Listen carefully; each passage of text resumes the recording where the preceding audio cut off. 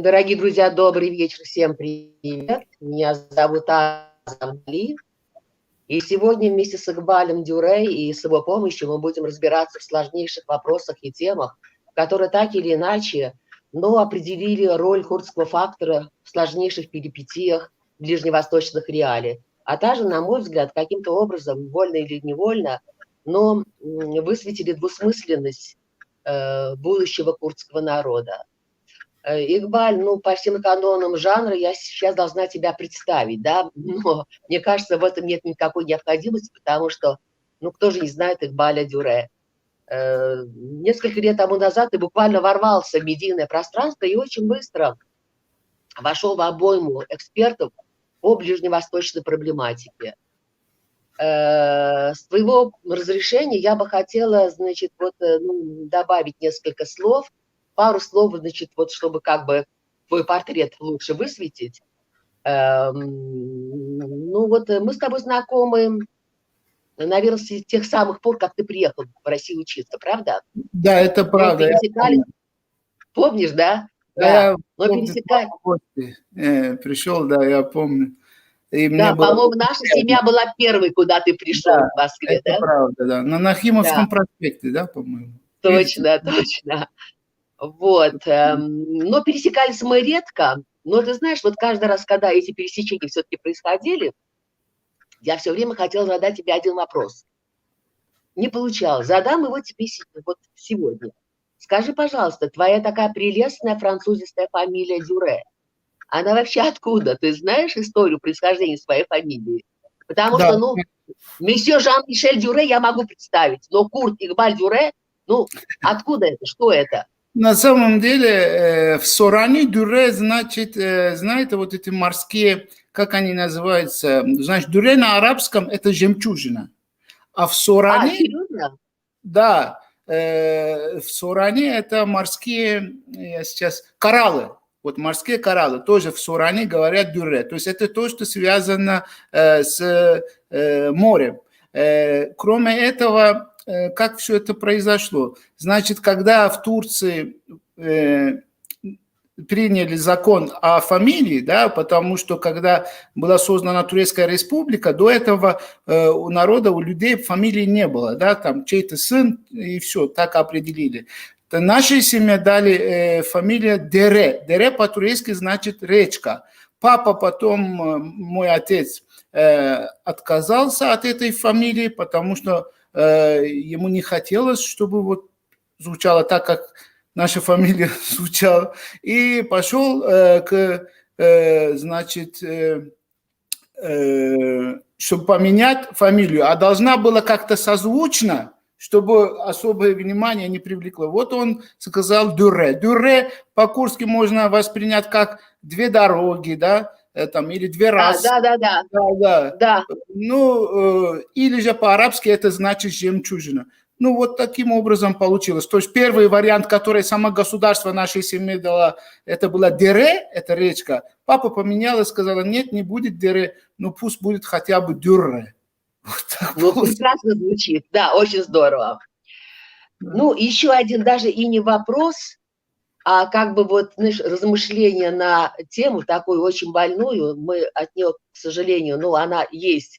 Я имею в виду, тот разлом, который существует в езидском идентификационном поле. Знаешь, проблема, возникшая давно, к сожалению, да, прошли уже, сотни лет, но она никуда не делась. Хотя, мне кажется, любой народ, у которого есть какие-то сложные такие проблемы, чтобы, избежать каких-то репутационных каких-то сложностей и вообще сохранить здоровье, любой народ старается, любую болезнь из себя, вылечиться. В нашем случае, в курдском, эта проблема приобрела хроническое какое-то такое, стала хронической.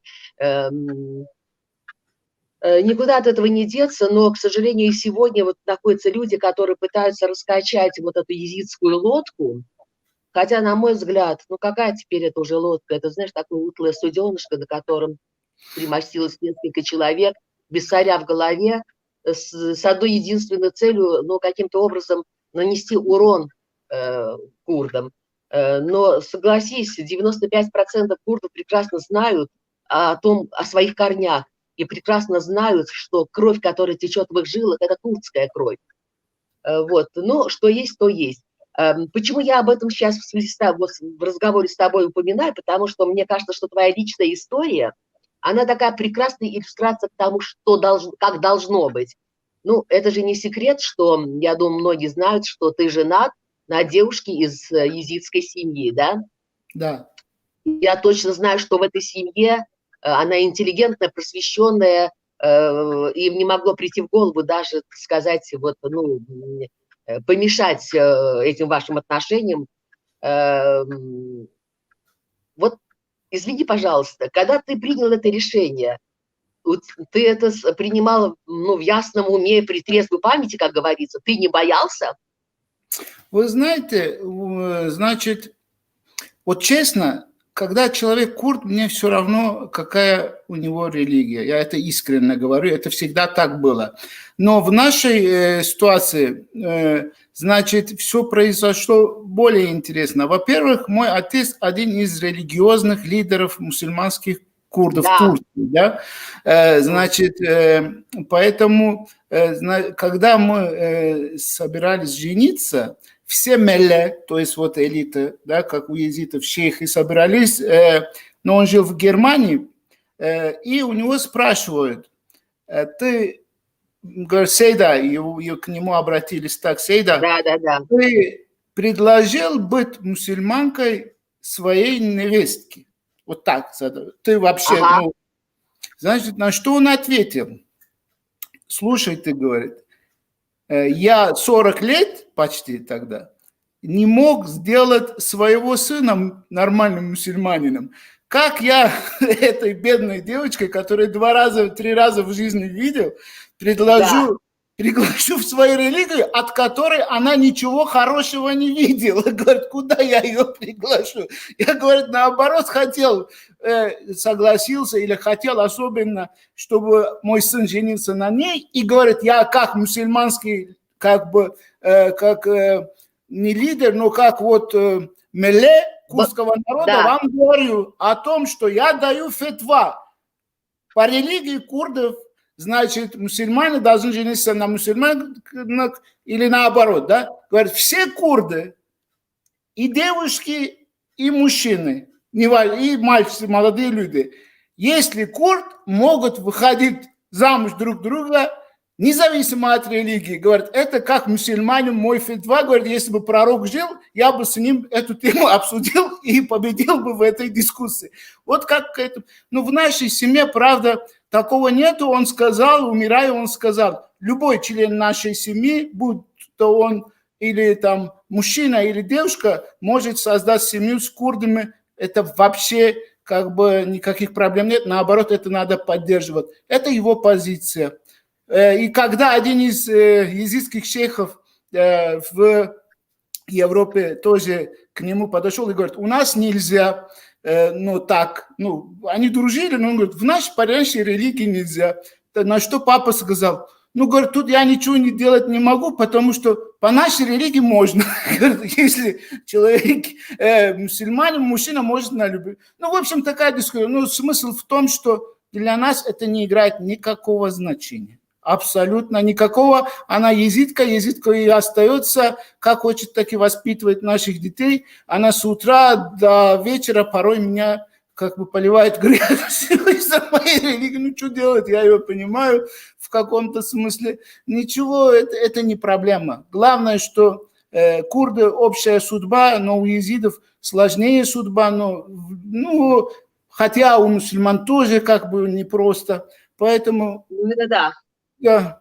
Ну, что тут говорить? Это, я думаю, что это бессмысленный разговор, Абсолютно бессмысленный, да. Если даже к этому вернуться когда-то, давайте после того, как создастся Курдистан. Вот только тогда, и пусть это будет не Курдистан, там, Езидистан, мне все равно, как будет называться. Главное, чтобы там... Это правда. Но слово Курдистан я бы хотела, чтобы все-таки осталось. Ну и Курдистан, час пусть будет Езидистан, там федерация, не знаю, мне все равно, это для меня не разговор такой, который достоин внимания. если кто-то мне говорит, что он курд или езид не курд, ну, я его тоже с исторической точки зрения понимаю, я особо стараюсь не влезать в эту тему, это его право, из-за этого я его меньше любить не стану, если даже он скажет, что он не курд, но Прекрасно. мне все равно. Прекрасно, да. Ну, я просто, знаешь, это самое, недавно в гостях у Юры Набиева был из Кодасыни, и тоже эта тема поднималась, и он там вспомнил один случай про имама, про муллу какого-то, значит, там, который, в общем, может наложить запрет на вот это хадисы пророка, тра-ля-ля. Я подумала, бедный наш Игбаль, а ты не боишься, что ты никогда не попадешь в тот самый райский сад, где гури услаждают правоверных? То есть тебе Папа это не мне грозит. ответил на этот вопрос.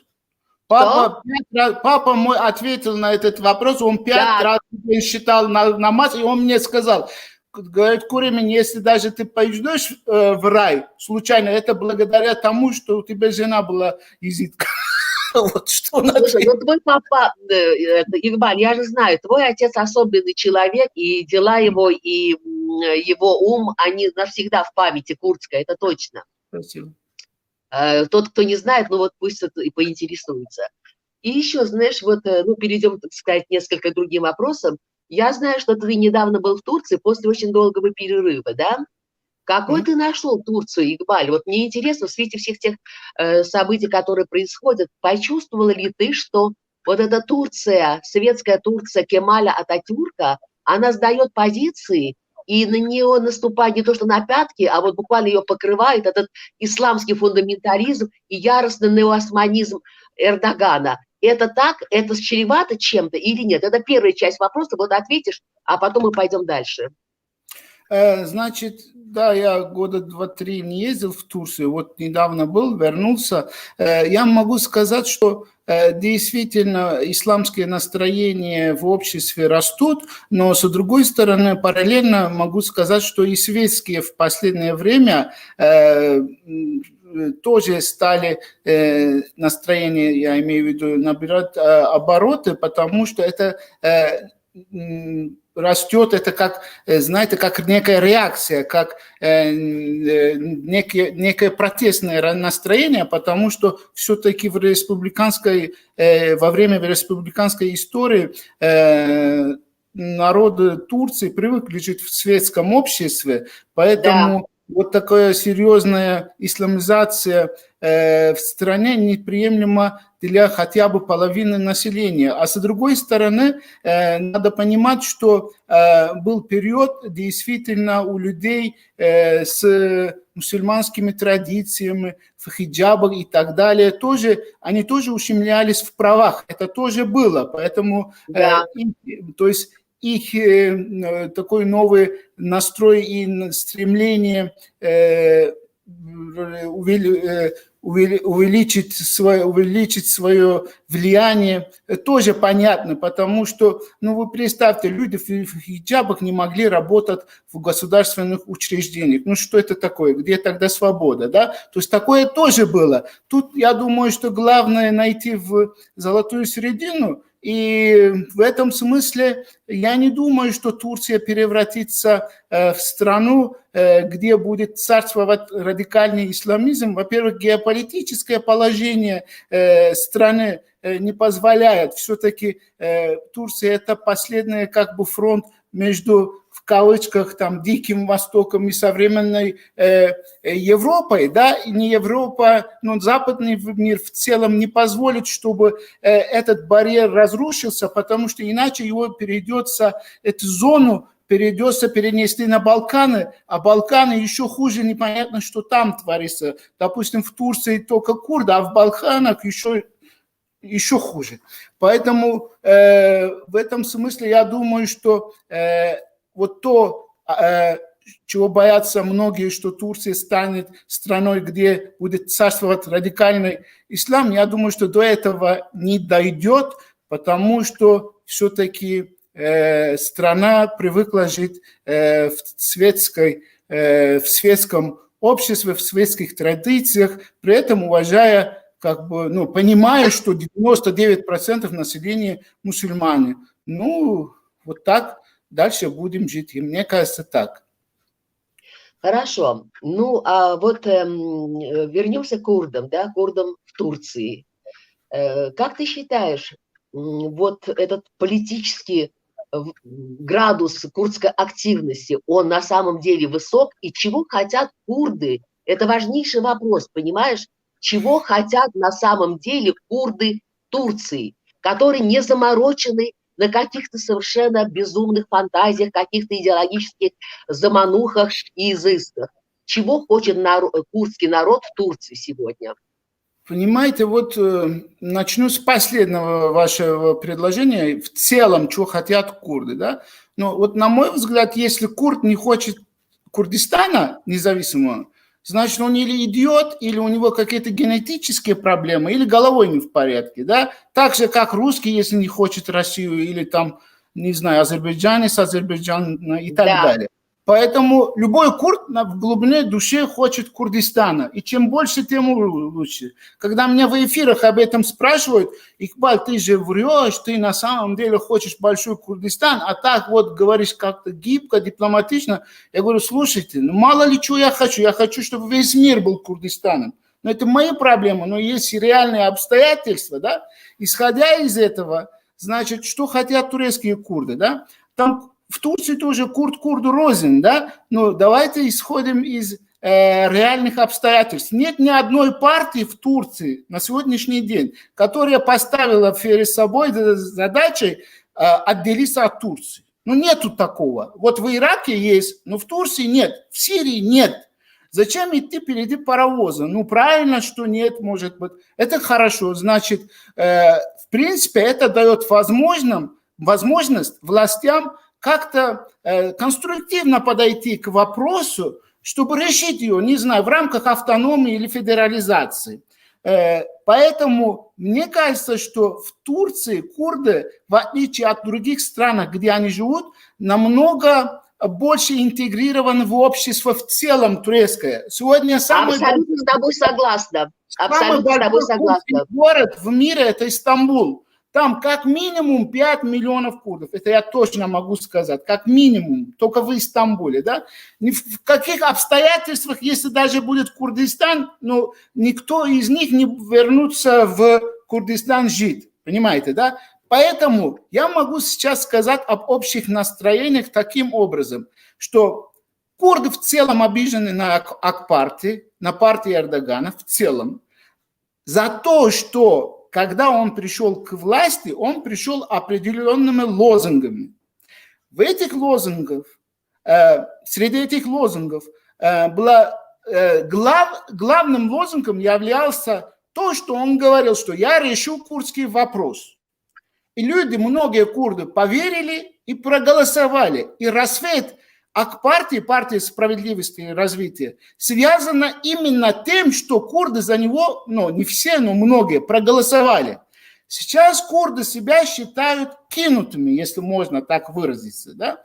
Но с другой стороны, и мы же говорим с вами объективно, тут чужих нету, только мы с вами, поэтому я могу говорить открыто. Да? С другой стороны, такая же обида есть в отношении курдских партий, у самих курдов. Они считают, что неправильно управляли процессом, политическим процессом в своих отношениях с руководящей партией, то есть Ак-партией, в тот период, когда тот был склонен так или иначе решить этот вопрос. Не знаю, смог ли я объяснить, еще раз скажу. Нет, ты смог объяснить, но я знаю, что хочу тебе сказать. Да. Вот у меня такое впечатление создалось, но я же тоже читаю, наблюдаю, да? Что та партия, которая пришла курдская, ну, стала парламентской партией, я имею в виду ДПН, да, она же, понимаешь, для нее политика, прежде всего, была борьба за власть, а это в корне неправильно, понимаешь, политика для курдского народа в Турции, прежде всего, это борьба во благо и на благо народа, понимаешь, а не за власть тех, которые пришли вот в эту, вот ты знаешь, я смотрю на их, ну, лица, это лица сытых людей. Турции, курдское население Турции глобально, это люди, это сказать, да, при том, что есть в великолепная бизнес-элита, интеллектуальная элита, там студенты, юристы, журналисты и кто угодно. Но есть еще и другое население курдское, да, о которых надо было позаботиться. И им все равно, как называется партия, ДПН, прокурдская, ЛГБТ или еще что-то. Им нужно было, чтобы не повторились вот такие вот. Прям вот недавно было событие, эти несчастные люди, которые бедствуют, поехали через всю Турцию, чтобы там какие-то националисты, значит, они на паденной сезонной работе, их избили. Это же реальность, понимаешь? Почему не об этом говорилось? Курды в Турции должны думать о политической партии Турции, должны думать о курдах, а не о каких-то там, я не знаю, ну, ты знаешь, что я имею в виду, да? У них, так сказать, они забывают, для чего их народ выбрал, с какой целью проголосовали курды за ДПН. Она не оправдала надежд курдов, это мое мнение. Значит, ХАДЕП, партия ХАДЕП. Значит, вы знаете, тут еще есть очень много подводных камней, есть очень много провокационных моментов. Ведь Турция, она же непростое государство. Курдский вопрос, он воспринимает настолько болезненно, что мы на самом деле не знаем, какие механизмы задействует эта система, когда курдское движение в любом облике набирает силу, да, поэтому тут ситуация порой намного сложнее, чем нам с первого взгляда кажется. Но я с вами соглашусь в любом, да, но я с вами соглашусь в том смысле, что да, но несмотря на эти все трудности, которые всевозможные, о которых мы имеем представление и не имеем, все-таки та партия, которая взялась за решение данного вопроса, я имею в виду со стороны курдов, все равно она должна была этим процессом более профессионально управляться, я в этом смысле согласен, но, понимаете, мы тоже растем, это же не просто, как говорят, Москва тоже не за один день, да, построилась или строилась. Значит, очень много, понимаете, вот Турция, надо сначала понять суть Турции. Вот Турция, когда создавалась, значит, 100 лет назад, что было важно? Значит, вот туркизм, турок, слово турок, да? Да. Ведь мы же понимаем, что турок это, ну, конечно, есть турки, ну, вот чисто турки, они есть, где-то есть, их мало, но есть. Но в основном турками называли тех, кто себя назвал турками. Да? Если любой курд себя считает, пусть он даже осознает, что он курд, но просто он скажет, что он турок, ну, если даже он замолчит, но при этом он будет мусульманином, но суннитом, не шиитом, не другим. Это автоматически делает его турком, да? Да. Нет, если ты суннит, мусульманин, и если ты называешь себя как ощущение турок, неважно, ты курд, тогда ты все, окей, ты можешь делать все, что угодно, ты можешь расти по карьерному росту, проблем нет. Вот сегодня в турецкой... Это происходит же. Очень важный момент, знаете что? Допустим, мало кто знает, когда Турецкая республика создавалась, там не только в правах ущемлялись или еще хуже, там не мусульманское население, там даже были турки, чисто турки в районе Коня, но которые были христианами. Их тоже оттуда тоже выгнали. То есть только быть турком, ты можешь по национальности быть турком. Это тоже не хватало. Понимаете, да, что я хочу? И вот смотрите, вот сегодня Турция говорит часто там турки, кыргызы, там туркмении и так далее, и так далее. Вы мало слышите, когда звучат слова о курдах гагаузах, о турках гагаузах. Почему? Тем не менее, да. Они христиане. Поэтому я что хочу сказать. Почему так? И мы, если вы это не поймем, мы не поймем, почему курдский вопрос в Турции не решается. Потому что основа страны создания, да, Турецкой республики, основана именно на этом. И как только вы говорите, то есть все турки мусульмане, все, кто живет на территории, тоже турки-мусульмане. Вопрос данный курдский почему не решается? Потому что власть знает не хуже, чем вы и я. Они знают во всем мире, как этот вопрос решается, как в России, как в других странах, федерации. Они умные люди, все понимают. Но они также понимают, как эта страна была создана. Как только вы говорите курд есть там воспитанный, на их взгляд, образованный, необразованный, но он есть, и где он живет, тоже ясно и понятно. А когда вы говорите турок, его надо искать. Понимаете, если вот Ну, как... понятно, это, так сказать... Поэтому они боятся и хотят защитить этот формат, по которому страна была создана. Но я думаю, что единственным решением в ближайшее время я вижу, конечно, демократизация страны, при этом учитывая тоже, вы правильно как сказали, соответствующие курдские политические силы тоже должны это понять, вот этот процесс, все, что мы говорим, и определенные нормальные лозунги выбрать, и как-то вот стараться создать новую Турцию. Другого выхода я не вижу. Да, ну ладно, будем надеяться, что как-то рано или поздно это решится, хотя, так сказать, всякого рода, знаешь, подбрасываются поленья.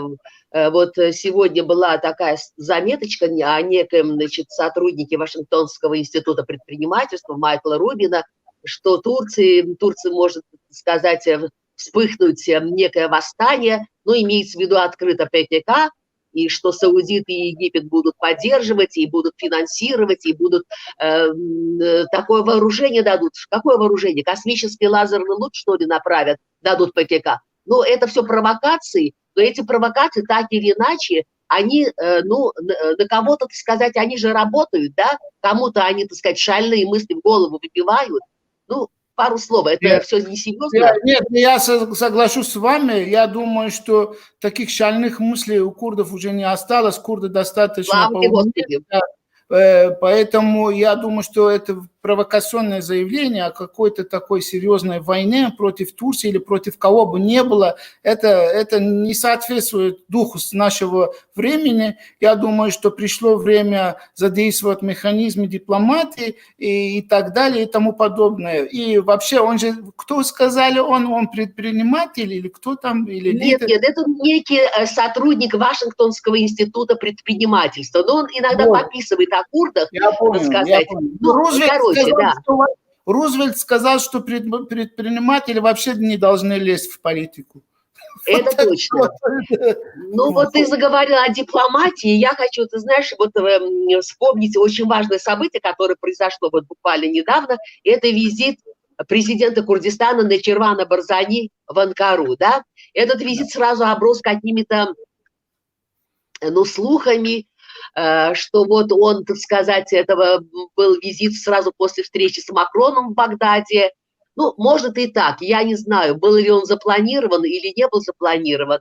Но тут, знаешь, что интересно, есть мнение, что как бы этим визитом Эрдоган хотел сказать Макрону: слушай, парень, ты типа, тебя здесь не стояло, у нас с Курдистаном и Эрбилем свои отношения. И в этой связи я тебе хочу сказать, ты рассматриваешь это как серьезный дипломатический прорыв Курдистана вот в эту такую челночную, пусть дипломатию, но дипломатию посредничества. То есть фигура Нечирвана, президента Курдистана, настолько высока, что она может играть роль, какую-то примиренческую в державных каких-то, понимаешь, вещах между Францией, великой державой, и между Турцией, великой державой. Вот как ты на это смотришь? Вы знаете, я не хочу повторить ту ошибку, которую мы часто, курды, делаем. Иногда переоцениваем, иногда недооцениваем себя в любом смысле. Это правда. Да. Значит, в связи с этим хочу сказать, что, во-первых, роль личности в истории никто не отменил, поэтому понятно, что личность Нечирвана может сыграть и ту роль, о которой вы говорили, но мы об этом не знаем, потому что об этом ничего не написано. Наверное, я думаю, что этот вопрос, наверное, тоже обсудили. Но мне кажется, что основная причина этого визита заключается в том, что, во-первых, торговый оборот между Курдистаном и Турцией в последние годы заметно снизилось. Было в лучшие времена около 13 миллиардов долларов в год, а теперь 6 и около 6. А Турция находится, ну, как и многие другие страны региона, в том числе и Курдистан, в тяжелом экономическом положении. Значит, надо вот этот уровень товарооборота надо поднять. Это раз. Потом, после референдума все-таки были сделаны со стороны Турции, Ирака и Багдада очень серьезные заявления о том, что будут строить новый трубопровод, откроют новые таможенные пункты, меню Курдистане и так далее, в силу определенных обстоятельств в том, что, значит, коронавирус, не коронавирус, экономический кризис и так другой, до этого был экономический кризис. Эти проекты не осуществлялись, не могли реализовать эти проекты, поэтому Курдистан все равно остается такой основной дорогой для Турции, всему Ираку, и поэтому с Курдистаном так или иначе надо регулировать вот эти отношения. И я думаю, что кроме этого еще один момент очень важный, все-таки ну, то есть, если не будут досрочные выборы, если будут выборы так как положено, тогда в 2023 году будут выборы, но мне кажется, что все-таки будут досрочные выборы, потому что в Турции, я имею в виду, да? Да. Партия Эрдогана определенно в последние годы потеряла электорат, курдский свой электорат. Да? И вот такие встречи, как с президентом Курдистана, и даже такие показательные моменты присутствия флага курдского на столе и так далее, это все-таки влияет, ну, на какую-то часть электората влияет. Да? И поэтому я думаю, что и это вот сыграло большую роль. То есть экономические интересы, электоральные интересы и как третий фактор, может быть, то, о чем вы сказали. Вот я так оцениваю. То есть, можно сказать, что Турция нужна Курдистану, но Курдистан в такой же мере нужен Турции. Это правда? Я считаю, что Курдистан нужен всем, просто кто-то это... Это правда, абсолютно, поймет, да. Просто не до всех это доходит, понимаешь, не до всех еще это дошло. Да. Дойдет, скажи, кому раньше дошел, он выиграет больше в будущем. Точно, он выиграет, это правда. Да. Ну и знаешь, такой вот, не хотела бы об этом говорить, но тем не менее, потому что это муссируется, это где-то, так сказать, отражается в информационной ленте.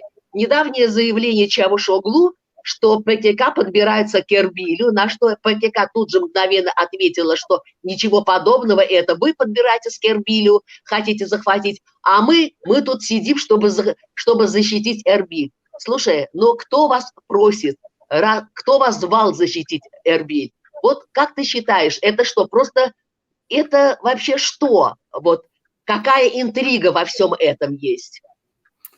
Когда две стороны начинают вот так, как бы, значит, свои претензии на Курдистан.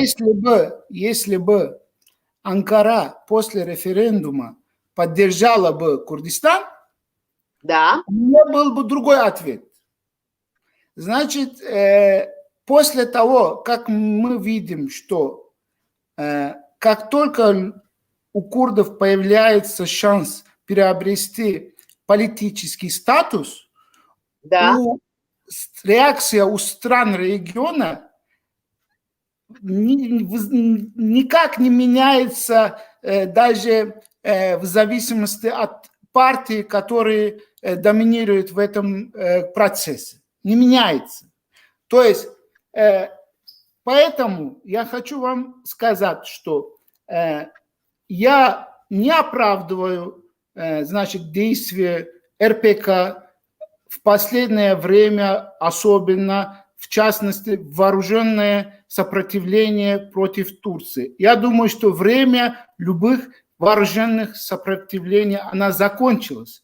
Она закончилась, даже можно сказать, что как только появились современные методы борьбы, оружие и так далее. Да? То есть, если бы оружие, которое в данный момент находится, было бы в то время, Че Гевара тоже не мог победить, понимаете? Поэтому вот в этом смысле я могу четко сказать, что я считаю, что в Турции надо прекратить вот это сопротивление вооруженное и перейти и только дипломатическим путем. Слушай, а кто в Турции проводит вооруженное сопротивление? Вот я все время Я слышу. говорю, об этом надо заявить. Об этом надо заявить. Что Нет, подожди, ты кого имеешь в виду? Ты кого имеешь в виду, когда говоришь о каких-то вооруженных сопротивлениях? Я говорю, что об этом надо заявить, что я был бы РПК, я бы сказал, я прекращаю свою военную деятельность в Турции. Заявить. А разве РПК ведет вооруженные действия в Турции? На территории Турции РПК нету. Я понимаю, но я говорю, я бы заявил, что я в целом прекращаю военную, я говорю, я в целом прекращаю. Милый мой, конечно, это было бы блестяще, но это значит что? Мы пришли, так сказать, к основному, что эта партия не ведет вооруженную борьбу курдов, понимаешь? Там совсем другие мотивации. Вот что. И поэтому она не может заявить, что она прекращает свою вооруженную деятельность. Она не ведет эту вооруженную. А в Кобани кто воевал? В Кобани кто воевал? В Кобани воевал курдский народ. Но курдский народ воевал в Кобани разве против Турции? Нет. Против ИГИЛ? Да. Они защищали свою землю. Это была не революция. Это было,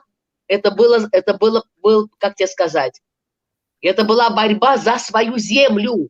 Враг шел на курдскую землю в лице ИГИЛ.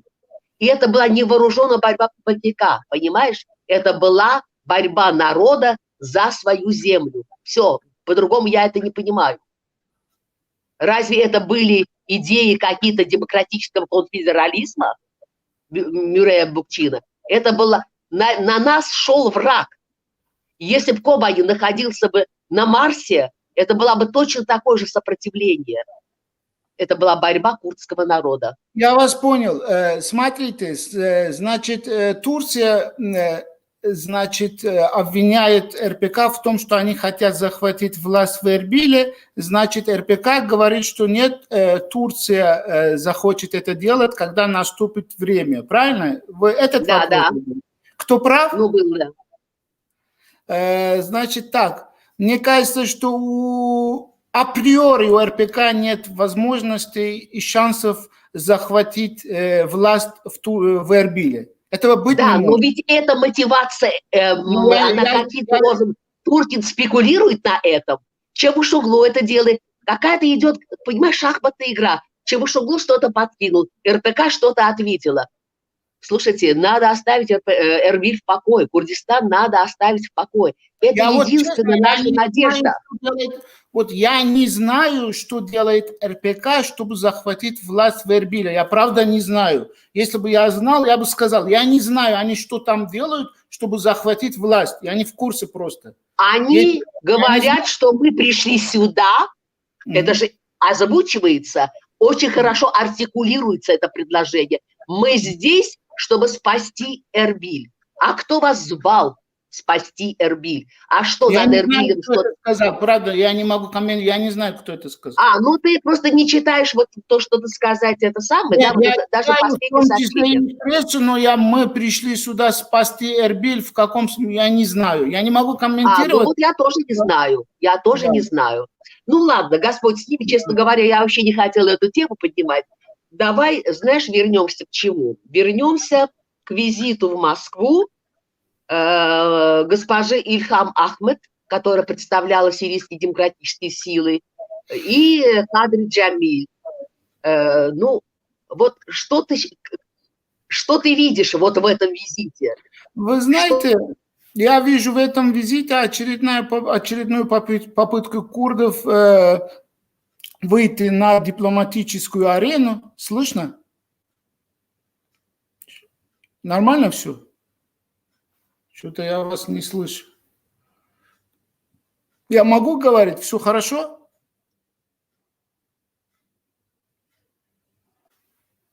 Да, я вижу в этом очередную попытку курдов выйти на дипломатическую арену и подключиться к процессам переговоров, которые продолжаются в разных точках мира, а в частности в Женеве. Это вот какой-то некий этап, чтобы как-нибудь руками Москвы туда добираться. Кроме этого, значит, я вижу в этом попытку российской стороны как-то подключиться, или, как сказать, можно сказать, что Москва вновь старается взяться за курдов в Сирии, потому что в последнее время отношения сирийских курдов с США очень интенсивно развиваются в этом, то есть, что, то есть, о том и свидетельствует договор, подписанный с американской компанией по поводу нефти, добычи нефти. Следовательно, все эти процессы, ко всем этим процессам Москва не может быть равнодушной, и поэтому со своей стороны тоже делает какие-то ходы, чтобы как бы делать так, чтобы курды не совсем остались как бы на стороне курдов. И курды тоже, не доверяя так особо до конца американцам, тоже не хотят, конечно, навсегда расстаться и не могут российским, как бы, российским козырем, или, как сказать, просто влиянием не могут, курды тоже не могут игнорировать определяющее влияние России в Сирии, поэтому они тоже, наверное, сочли нужным воспользоваться как бы этим приглашением, чтобы в каком-то смысле восстановить свои отношения, которые испортились в определенной степени после вторжения турецких сил в курдские территории с разрешением России. Вот. И курды понимают, что дипломатия и политика не делается на обидах, и вот я во всем этом вижу такой смысл, но мне кажется, что чуть-чуть поздновато. Вот именно, как сказал один наш знакомый, поздно пить боржоми. Но мне что вот интересно, Ну, Лавров еще даже... поздно, чем никогда. Что? Ну, еще вот, есть... Да. Но мне, знаешь, что интересно, Игбаль? Лавров сказал, что курдам вовсе не обязательно присутствовать в Женеве, потому что интересы курдов будет представлять нынче Россия, да? Что за этим стоит? Вот это чтобы не допустить... Извини, это чтобы не допустить курдов в Конституционный комитет, или это чтобы сделать все, чтобы выдавить США, американцев из Сирии? Что это такое? Мне кажется, что за этим стоит желание России не испортить отношения с Турцией из-за курдов. Вот это основная причина. Но потом же недавно Лавров после этой встречи посетил Дамаск. Мне кажется, что, знаете, вот на ваш вопрос я попробую ответить таким образом. Мне кажется, что многие считают, что Лавров потом туда поехал для того, чтобы убедить Дамаск, чтобы он как-то решил курдский вопрос. Договорился с курдами. А на самом деле?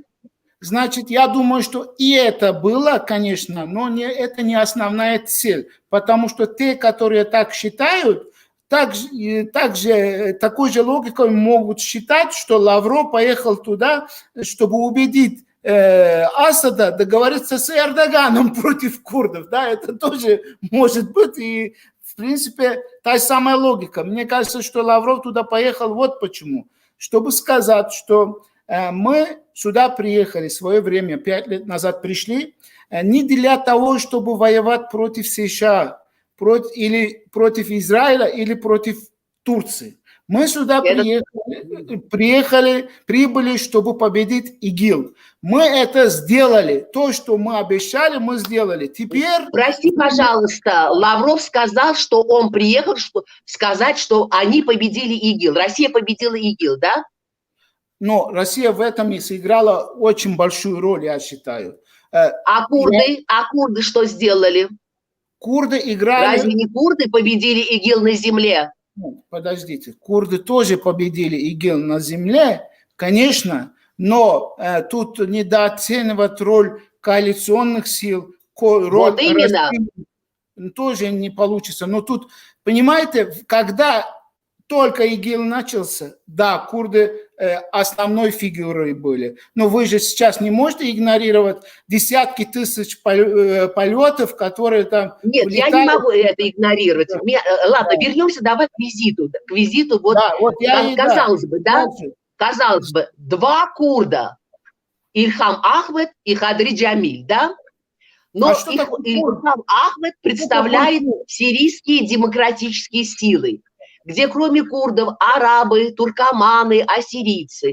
Кадри Джамиль, он отпрыск великого курдского рода, да? Но это род, он всегда, ну, можно считать, что он протеже режима, потому что эта семья всегда была семьей государственников. А где курды вот в этом, так сказать, вся информационная лента говорила о том, что два курда приехали в Москву, чтобы решать вот этот сложнейший вопрос. Но курдов практически там не было. А где Курдский национальный совет? Разве не это курды тоже? Значит, отвечаю. Значит, Кадри Джамиль, он вообще живет в Москве, поэтому он ниоткуда не приехал. Ясное дело. Да. Он здесь. Значит, приехал Ильхам Ахмед, вот вам курд, и еще приехали представители ассирийцев и Египта, по-моему, да? Тут, понимаете, в чем дело? Можно ли говорить, что приехали курды, что Ильхам Ахмед представляла курдов? А кого он представлял? Ильхам Ахмед представляла сирийские демократические силы. Мадам Ахмед представляла сирийские демократические силы. А где там курды? Почему никто из КНС не приехал? Нет, понимаете, этот вопрос такой неоднозначный. Там идет, как мы знаем, процесс по поводу их объединения и довольно-таки... Так вот, именно, вот, понимаешь, в русле этого процесса, почему никто не представлял огромный... Потому что курдский народ Сирии – это не только сирийские демократические силы, правильно? Там есть еще другая сила. Конечно. Там есть миллионы курдов, которые в лагерях, которые эмигрировали. Конечно, почему они не представляли курдов? Нет, я отвечаю. Значит, доминирующей силой в данный момент на севере Сирии являются сирийские демократические силы. Да, значит, это факт. В данный момент идет процесс объединения с теми, которые до сих пор как бы считались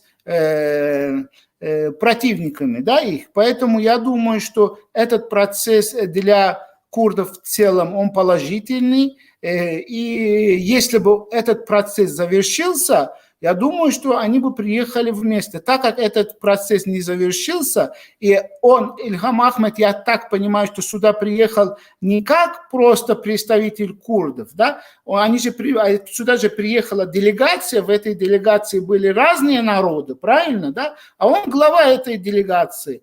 Поэтому... Она женщина, мадам, дама. Нет, я знаю, да, я представитель, я в этом смысле говорю, слово представитель. Нет, я знаешь, почему тебя спрашиваю, Игбаль? Все это хорошо, понимаешь, мне так нравится мир во всем мире, жвачка, дружба и прочее, но я говорю о другом. Я говорю, у курдов есть другой путь. Почему никогда не обсуждается... Вот решение курдской проблемы в Сирии никогда не связывается, не обсуждается, знаешь, какой другой связки? Разве у нас нет другого пути объединения западных курдов и южных курдов? Разве курдская национальная идея не должна быть доминирующей? Зачем нам, курдам, скажи, мой милый, нужен какой-то демократический конфедерализм? Где мы, где курды, где вот этот демократический конфедерализм? Может быть, мы решим сначала наши проблемы, наши задачи, понимаете? А потом уже это сказать будем вот за дружбу народов. Смотрите, это на эту тему можно посвятить несколько часов. Но коротко я вам что скажу. Вот в Сирии ситуация неоднозначная. Курды в данный момент, я не говорю в ретроисторическом смысле, а вот как есть, теперь контролируют не курдские регионы. Они добывают нефть нигде большинство народу курдов. Понимаете, да? А то кто ты? Курдов, СДС? Кого ты имеешь в виду? Нефть добывают? Смотрите. Вот Дейр-эз-Зор. Я не говорю исторически. Теперь они контролируют регион, где доминирующее население не курды. Там, где доминирующее население курды, большие города, они потеряли. Теперь американцы их поддерживают, как Трамп вчера сказал, ради того, что там, где они, курды, контролируют, там есть нефть. И как вы себе представляете, значит, Ракка, допустим, контролирует при поддержке американцев курдами, тоже не курдский город, арабы, да, при таких сложных отношениях, я думаю, что очень трудно выделить именно курдский фактор. И кроме этого... Слушай, Игбаль, какого черта эти курды пошли спасать Раку и доминировать в этой Раке и Дейр-эз-Зоре? Разве у нас, у курдов не было своих проблем в Курдистане, в Запад? Они потеряли Рожаву, чтобы спасти Раку, чтобы спасти Дейр-эз-Зор. И теперь, извини, я тебя перебиваю, этот американский президент говорит, у курдов все хорошо, потому что у нас есть нефть. Это вообще какое-то, сказать, вообще вот, непонятно. Отвечаю. За последние 3 года мы не только эти места потеряли, мы еще больше, несколько раз потеряли в Южном Курдистане, включая Киркук и так далее. То есть, если мы говорим о потерях, мы потеряли много чего.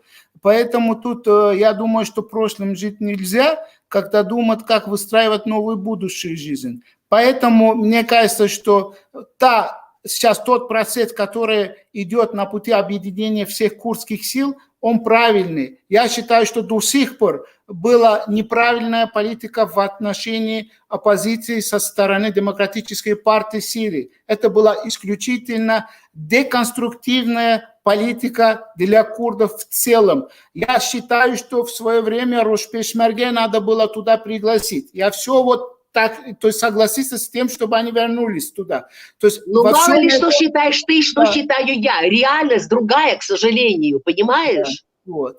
Поэтому мы же исходим из реальных условий, которые сейчас появились. А сейчас появились так. Если завтра американцы скажут «до свидания», у курдов... они говорят «до свидания», они же говорят... Пока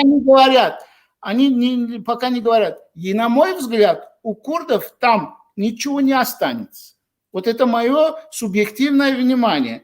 Понятно, но кто виноват в том, что у курдов ничего не остается? Разве не сами курды виноваты? Не курды виноваты, а разве не та сила, которая прибрала все к рукам и решает так, как ей надо? Разве не они виноваты? Нет, у вас философский вопрос, отвечу философский. Кто? Конечно, курды виноваты во всем. Но что касается курдов, да. Смотрите, как говорится, каждый... я не считаю, это не надо воспринимать как оскорбление в отношении своего же народа, я этого не могу делать. Но каждый народ руководится тем, кому он достоин, да, есть такая фраза. Мы сами, смотрите в интернет-среде, да, мы сами друг друга в день 1 000 000 раз поливаем грязью. Мы сами, вы думаете, у них... Это правда. То есть у них между собой... А при этом этот же человек следующее утро говорит, надо объединиться. Неважно из какой партии. Как они будут объединяться, что у них, что у партии, у лидеров противоречия между собой меньше, чем у вас там с другом в интернете. Поэтому, понимаете, вот этот деконструктивный подход к нашим существенным проблемам, я думаю, что неправильно. Мы должны поддержать любое позитивное развитие на пути объединения курдов, не думая о том, что было раньше, потому что у всех есть что сказать другому. У всех есть. Понятное дело, милый мой, но ты понимаешь, что получается? Если меня позовут объединиться, скажем, и тебя, да, я хочу, чтобы надо мной было... Вот, понимаешь, чтобы объединительным моментом была бы курдская национальная идея, и чтобы это не выхолащивалось и не вымывалось. мне не нужен, как курдянке, никакой демократический конфедерализм. Я вообще против феминизма, понимаешь, будучи женщиной. Поэтому мне, ты говоришь, надо объединиться. Но под чем объединиться? Под каким зонтиком ты хочешь стоять? Под курдским или под всеобщим? Вот где все, понимаешь? Я не против Да, всех, могу но я ответить. хочу, чтобы я Могу тоже, ответить. понимаешь, получила свое, Я говоря могу просто, ответить. примитивно. Я могу ответить. Знаете, Отвечай. все зависит от того, о каких курдах речь идет.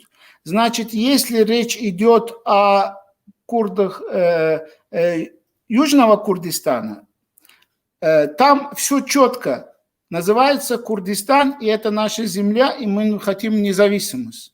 Все, точка. Значит, Так. в Турции мы обсудили, в каком состоянии они находятся. И в Сирии мы обсудили, в каком состоянии они до этого находились. Вообще никто знать не знал, что там есть курды. Ну, я имею в виду, кто не знает эту тему. Ну, как не знали? Слушай, ну курды находятся в Сирии уже, ну, я не знаю, это же древняя курдская земля. Ну, по крайней мере, я знаю, что Трамп не знал. Я понимаю, понимаете? Ну, Трамп, да. А он сегодня решает этот вопрос. Мне кажется, что вот эти лозунги, там, Большой Курдистан, мое субъективное мнение, вот именно что касается Сирии, вот сказать, что вот это курды, Курдистан, мы только хотим курдов, мне кажется, что надо учитывать... Нет, я тоже хочу. Но я же Нет, понимаю... хорошо, а как ты думаешь, если мы не будем говорить о Сирии, о Рожаве, которую смыли, стерли, если мы будем говорить северная Сирия, то зачем тогда вообще что-либо говорить? Что там останется? Когда все завершится, да, и война закончится наконец-то, как ты думаешь, дадут пинка под зад, извини за грубость, курдам, те же самые арабские племена, или не дадут? Мне кажется, Они уже сегодня говорят об этом. Мне кажется, что все будет так, как получилось с Южным Курдистаном. То есть американцы сделают так, что те курды, неважно, как их будут называть в Сирии, которые на сегодняшний день контролируют нефть и определенные территории, завтра помирятся с Турцией и будет выстраиваться примерно такие же отношения, как с Южным Курдистаном. Это неизбежный процесс. И неважно, то есть ты в этом уверен, да? Ты в этом уверен, что этот процесс неизбежен? Я не сомневаюсь в этом. Я думаю, что именно поэтому нет такой серьезной реакции со стороны Турции по поводу последнего договора о добыче нефти. Вот тут я с тобой совершенно согласна. Знаешь, я вот абсолютно с тобой согласна. Зачем тогда беспокойтесь и все секреты наши хотите раскрывать здесь? Ну, иногда лучше и промолчать. Это точно, да.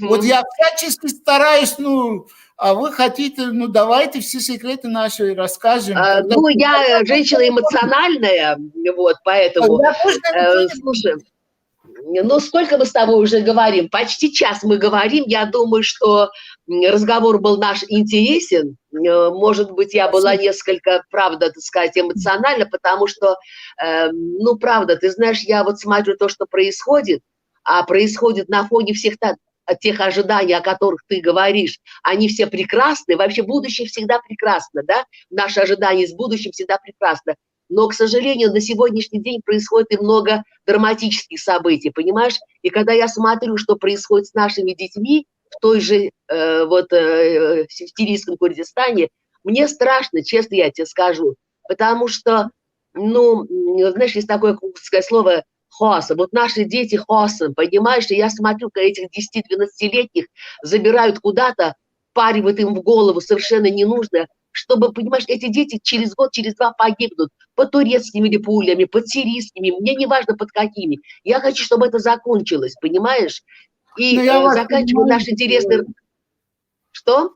Я понимаю, что вы все это говорите, исходя из патриотических соображений. Я знаю вас. Знаешь, вот ты сам сказал это слово патриотизм. Я не люблю слово патриотизм и вообще слово патриот, потому что вот это слово, это понятие за последнее время, оно так замылилось, понимаешь? Когда патриотизм, ну, как тебе сказать, монетизируется, а это монетизируется сегодня, это уже не это уже, ты знаешь, это не может считаться любовью к своему народу, потому что любовь к своему народу – это процесс, который длится всю жизнь.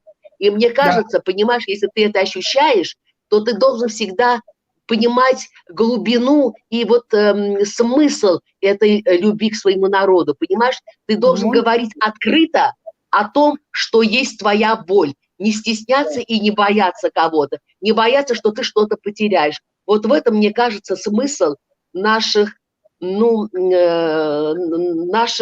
сказать, всех слов нашей боли. Можно одно Вот слово, последнее предложение, я соглашусь с вами. Пожалуйста. Значит, вот в начале нашего интервью там было написано, что интервью с курско-турецким экспертом. Сейчас я стал курдским, значит, я прошел проверку. Но завтра поменяют. Я о другом. Вот один зритель, слушатель у нас задает вопрос, почему я связываю решение курдского вопроса там в Сирии с сирийским Курдистаном. Я не связываю, я просто говорю свое объективное мнение, вернее, субъективное мнение, как я вижу, как все будет. Да мне, в конце концов, все равно, если курды в Сирии сами заявят, там объявят независимость, и будет 150 курдских государств. Я ничего не связываю, не настаиваю, я говорю, что мне кажется, что так будет. И второе, последнее, что я хотел сказать, я часто в интернет-среде встречаю, знаете, вот друг друга обвинят. Я хочу с нашим зрителям сказать, что, к сожалению, никто не изобрел до сих пор это аппарат, который измеряет, знаете, уровень патриотизма. Да? Но нет такого аппарата. И то, что вы больше пишете о курдах и больше желаете о Большом Курдистане, это не показывает, что вы больше... Это мне ты говоришь про Большой Курдистан? Нет, а вообще? Нет, вообще, не вам вообще. Да. Нам не нужен Большой Курдистан, потому что он и так есть. Понимаешь, Большой Курдистан, он и так есть. Нет, я вообще не о Большом Курдистане. Я просто думаю, что мы должны относиться друг к другу более понятливым. И так у нас врагов хватает, и если мы будем друг на друга бросаться, ничего хорошего из этого не выйдет. Поэтому я считаю, что мы друг друга должны больше любить, независимо от того, у кого какие взгляды. Это совершенно точно, но ты знаешь, когда эти взгляды наносят урон, то все-таки об этом надо говорить, понимаешь? Только потому, что я тебя люблю, я не могу, может быть, я со многим и не соглашаюсь, понимаешь, со многими вещами. Значит, нам надо говорить, нам надо понимать друг друга, нам надо страдать за это, болеть за это, но никогда не надо терять наше достоинство, потому что если мы будем бояться, как мы смотримся со стороны, мы только будем терять. Я согласна, что нам нужно стараться быть едиными, но не за счет того ущерба, который наносится нашему народу. Понимаешь, мы должны помнить, что все-таки мы народ, который сделал, какие-то очень важные вещи, и мы не можем отделяться от этого, да? Мы не можем думать в своих мечтах и в своих надеждах, что мы принесем счастье всем народам мира. Нам это не нужно. Пусть каждый народ сам заботится о себе. Давайте мы будем заботиться о себе, а они пусть заботятся о себе. И мы будем дружить со всеми. Я тебя целую и обнимаю. Своей семье прекрасный большой привет. Спасибо большое. И я надеюсь, что, может быть, еще когда-нибудь произойдет такая вот возможность, и мы встретимся еще раз в таком же формате. Всего доброго, до свидания. До свидания, спасибо. Пока.